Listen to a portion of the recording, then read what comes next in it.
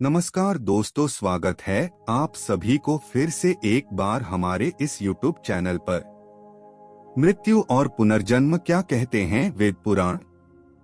पुनर्जन्म एक ऐसी पहेली है जिसे विज्ञान आज भी नहीं सुलझा पाया। पुनर्जन्म को लेकर वेद पुराणों की जिन मान्यताओं को विज्ञान ने कोरी कल्पना बताया था वह आज सच साबित होती जा रही हैं। आज आपको बताएंगे मृत्यु और पुनर्जन्म को लेकर क्या कहते हैं हमारे पुराण। इस सृष्टि का एक ही सत्य अटल है और वो है मौत। मौत के अलावा ऐसा कुछ भी नहीं है जिसका होना तय है। धरती पर जन्म लेने वाले हर जीव को एक ना एक दिन अपने शरीर को छोड़ना ही पड़ता है, लेकिन मौत ही आखिरी सच्चाई नहीं है। यदि पुराणों की माने तो मरने के बाद फिर पैदा होना भी अटल नियम है।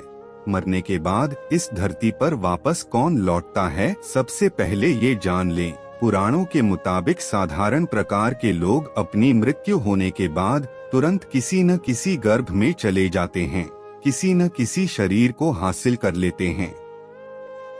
आज ऐसे की उदाहरण मौजूद हैं जो ये बताते हैं कि मरने के बाद ही सब कुछ खत्म नहीं होता।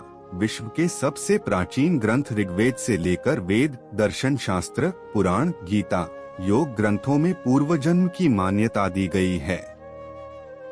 सनातन धर्म में 84 लाख योनियों की बात कही गई है जिसमें आत्मा जन्म लेती है।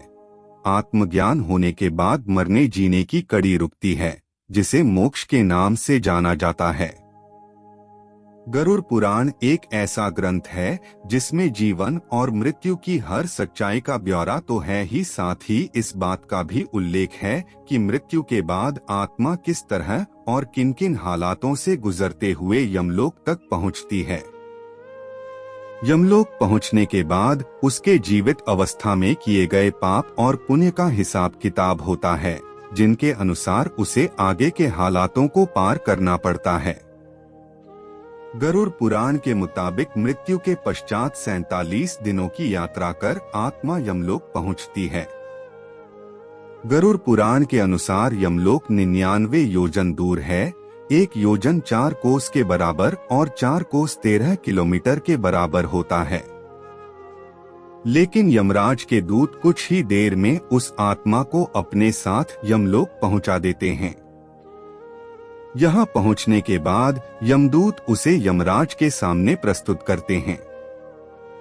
यमराज उस आत्मा को उसके द्वारा किए गए पापों के अनुसार सजा देते हैं।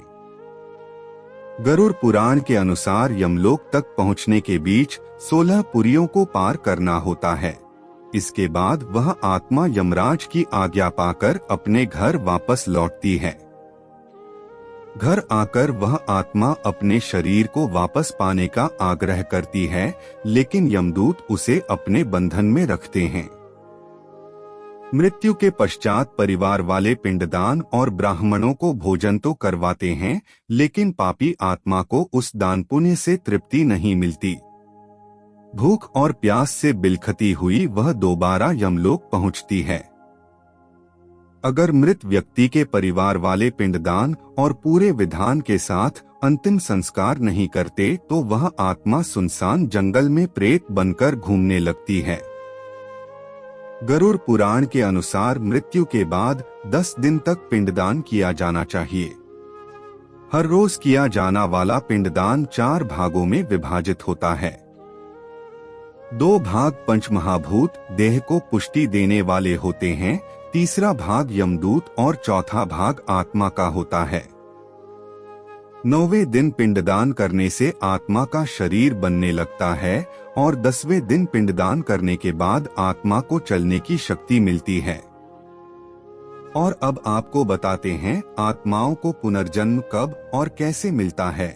अक्सर लोगों के दिलों दिमाग में पहला सवाल आता होगा कि मृत्यु के बाद क्या होता होगा। इसे भी 3 अवस्था में विभक्त किया गया है। प्रथम अवस्था में मानव को समस्त अच्छे बुरे कर्मों का फल इसी जीवन में प्राप्त होता है। दूसरी अवस्था में मृत्यु के उपरांत मनुष्य विभिन्न 84 लाख योनियों में से किसी एक में अपने कर्मानुसार जन्म लेता है। तीसरी अवस्था में वह अपने कर्मों के अनुसार स्वर्ग या नरक में जाता है। गरुड़ पुराण के दूसरे अध्याय में प्रेतकाल या नरक में पहुंचने पर जीवन में किए गए पापों के अनुसार कैसे यम के दास सजाया यातनाएं देते हैं, इस बारे में बताया गया है। इनमें से कुछ सजाओं के बारे में यहाँ बताया जा रहा है। तामिश्र अपराध, जो लोग दूसरों की संपत्ति पर कब्जा करने का प्रयास करते हैं, जैसे कि चोरी करना या लूटना, उन्हें तामिश्र में यमराज द्वारा सजा मिलती है। अंधामित्रम अपराध, जो पति पत्नी अपने रिश्ते को ईमानदारी से नहीं निभाते हैं और एक दूसरे को धोखा देते हैं, उन्हें अंधामित्रम की सजा दी जाती है। महारूर्व अपराध, किसी अन्य की संपत्ति को नष्ट करना, किसी की संपत्ति पर अवैध कब्जा करना, दूसरों के अधिकार छीना और संपत्ति पर अवैध कब्जा करके उसकी संपत्ति और परिवार को खत्म करना। कुंभीपाकम अपराध, मजा लेने के लिए जानवरों की हत्या। दंड असितपात्र अपराध, अपने कर्तव्यों का परित्याग करना, भगवान के आदेश को ना मानना और धर्म प्रथाओं उल्लंघन करना। अंधकूपम अपराध, संसाधन होने के बावजूद जरूरतमंदों की सहायता न करना और अच्छे लोगों पर अत्याचार करना। अग्निकुंडम अपराध, बलपूर्वक अन्य संपत्ति को चोरी करना, सोने और जवाहरात की चोरी करना और अनुचित फायदा उठाना। कृमिभोजम अपराध, मेहमानों को अपमानित करना और अपने फायदे के लिए दूसरों का इस्तेमाल करना। गुराण पुराण में ऐसे 28 अपराधों और सजाओं के बारे में बताया गया है। यमलोक में इस तरह दुष्ट आत्माओं को यातनाएं मिलती है। कुछ लोगों में ये धारणा बनी है कि गरुड़ पुराण को घर में नहीं रखना चाहिए। केवल श्राद्ध प्रेत कार्यों में ही इसकी कथा सुनते हैं।